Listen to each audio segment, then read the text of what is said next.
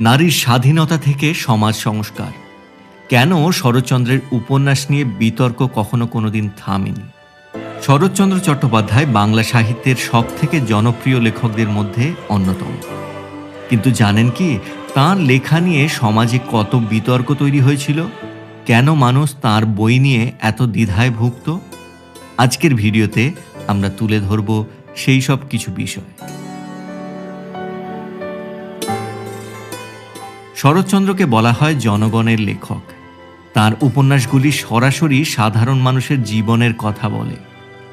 পল্লী সমাজ, দেবদাস, দত্তা, শ্রীকান্ত, এই সব রচনায় উঠে এসেছে প্রেম, সমাজের কুসংস্কার, নারীর বঞ্চনা, এইসব বিষয়। কিন্তু সমস্যাটাও এইখানেই। তাঁর উপন্যাসে নারী চরিত্রগুলো ছিল অসাধারণ শক্তিশালী।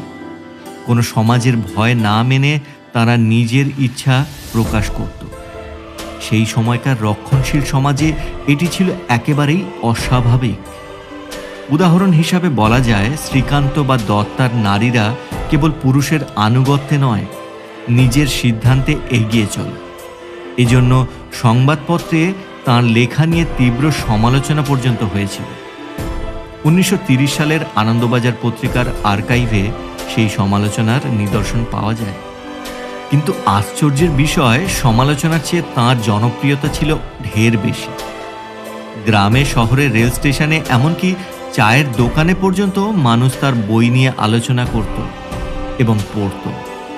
তিনি বাংলা সাহিত্যের সব থেকে বিক্রি হওয়া লেখকদের মধ্যে অন্যতম। আজও তাঁর লেখা সিনেমা, নাটক ও টিভি সিরিয়ালের মাধ্যমে নতুন করে জনপ্রিয় হচ্ছে। আপনার মতে শরৎচন্দ্রের কোন উপন্যাস সমাজে সব থেকে বেশি আলোড়ন তুলেছিল? নিচে কমেন্টের মাধ্যমে আমাদেরকে লিখে জানান।